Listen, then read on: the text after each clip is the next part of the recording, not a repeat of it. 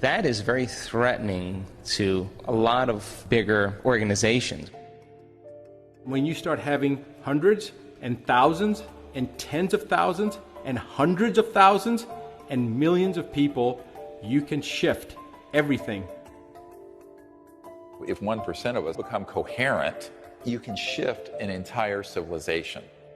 A lot of people say, well, I'm going to go in there and fight that system. And I go, that's not really good either, because if you're fighting the system, then you're contributing energy, whether it's pro or con, to that system. The way to fight the system is not to be part of the system. And that the intelligence community is very much afraid of, because that's something, A, they cannot control, and B, it would transcend their ability to alter the outcome. When we do that, then we'll find there's more of us than the other ones. And then all of us who are on the outside of the system actually become the new system.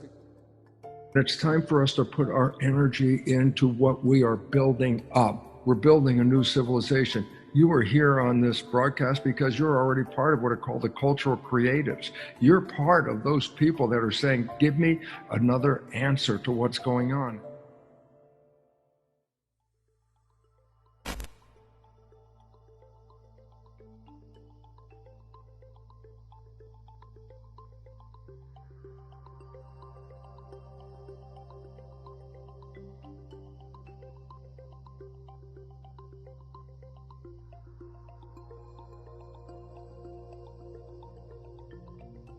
Everybody's mind is like a tuning fork, because actually you can read brain activity from outside your head with magnetoencephalograph. If you're reading my brain function from outside, then what am I doing?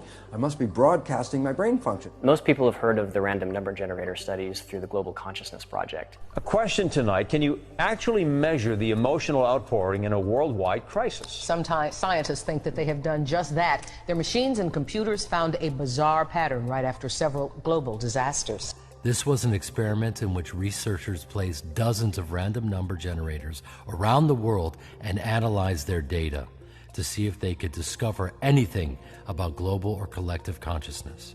On September 11th, a few hours before the first plane struck, this network of random number generators became more coherent. Less random and more coherent. It may sound bizarre, but Dr. Nelson and his team have been at this for the better part of a decade. The first spike showed up in 1997 with the death of Princess Diana. Other events like the Concorde crash, the Madrid train bombing, and the Pope's funeral all registered on those random number generators. But early on the morning of September 11th, the data went off the charts. The odds of this being a coincidence is less than 1 in 100 billion. This shows there is a deep relationship between collective consciousness and the physical world. Sociology studies of meditators, where they go into a community, say you have a town of 200,000 people, and they would send in 1% of the population equivalent, 2,000 people, to go into deep meditation. And they found that emergency room visits declined, violent crimes declined, robberies, all kinds of negative behaviors declined, even though those people didn't even know they were in the city. Because there is this resonant effect through the force, if you want to look at it that way, through this entangled, interwoven consciousness field. And people who didn't even know these meditators were there became more ordered, more peaceful, more happy, etc., and so on. This was actually based on the studies done in quantum physics, in which a container of helium was cooled down to absolute zero. When only 1% of the helium became aligned to coherent, the entire container went through a phase transition, instantly shifting into coherence and taking on almost magical properties, a state called superfluidity. So there was this transformation at that 1% point. When a critical mass of people, and whether it's 1% or a fraction of that, depends on the state of consciousness of those who are practicing the meditation or a prayer or coherence. But at that point, you can shift an entire civilization. If we all become coherent, just 1% of us, like a molecule of helium, and we become aligned and coherent and move in the right direction, it will transform the other 99%, even though they don't know that we're doing it. Our thoughts, be they positive thoughts or negative thoughts, are vibrations sent out to the field. The vibrations are the sole source that controls the particle matter. And so our thoughts as vibrations are influencing the field. And this is exactly what quantum physics said. Yes, our thoughts are manifesting our reality. We also know the heart is a very serious generator of electrical vibrations and fields. You can read a heartbeat about anywhere from 12 to 15 feet away from a person. You could take a probe and read the electrical activity of their heart. We now recognize, and especially through an organization called HeartMath, that if we put our consciousness coming through our heart, it amplifies the consciousness of magnitude greater than what it is. Then our consciousness has more power in influencing the character of not just our lives, but those around us.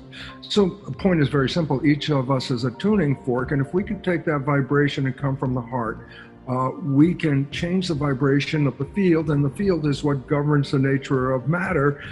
We have a very powerful influence. Today we are in a mass extinction, science has recognized. And the significance is it's human behavior that is manifesting this.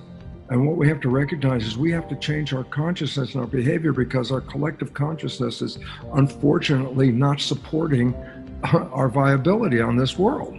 That we are living out of harmony with the planet and out of harmony with each other. And this disharmony is disrupting the garden, simple as that. We are actually not going to an end, but we're breaking down for a new beginning. And the new beginning is a consciousness, a new image, a new way of behaving, a new way of learning to live in harmony.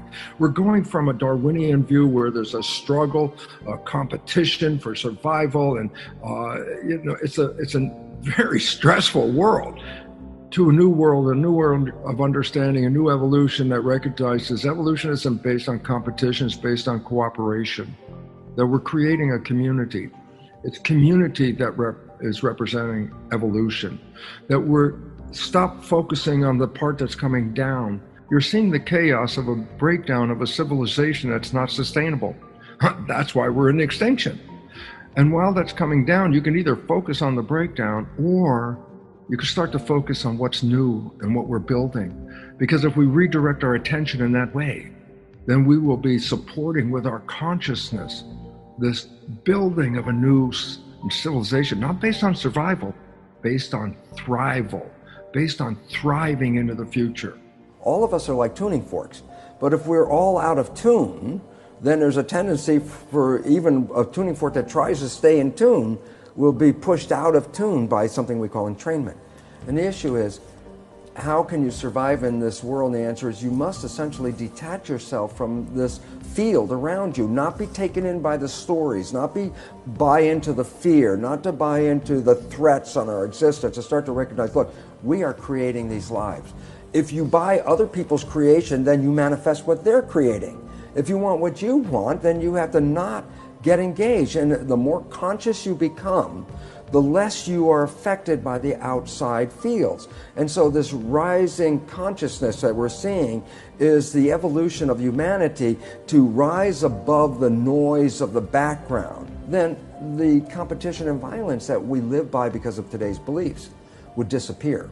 And the reality is, we are moving in that direction right now. Day by day, more people are taking back the power of saying, I'm not buying your belief. So if you have enough people that share the same level of mind, the same consciousness, they share the same emotion or the same energy, then they have a unity of consciousness that's pretty much working as a single-minded organism. Now, that is very threatening to a lot of bigger organizations, because represents people in a state of unity. When you have a group of individuals that share the same mind, that share the same information, that share the same desires, and you inspire them, well, that feeds that energetic field, and it becomes a collective consciousness. And as we know, collective consciousness affects pretty much everything. We have to go from this age of reductionism and separation and us versus them thinking to an age of where I say it's the unitive state. It's the state where we're connecting to an aspect of all things and all people and all creatures throughout the cosmos through the field of consciousness. Your thoughts right now are actually changing the field.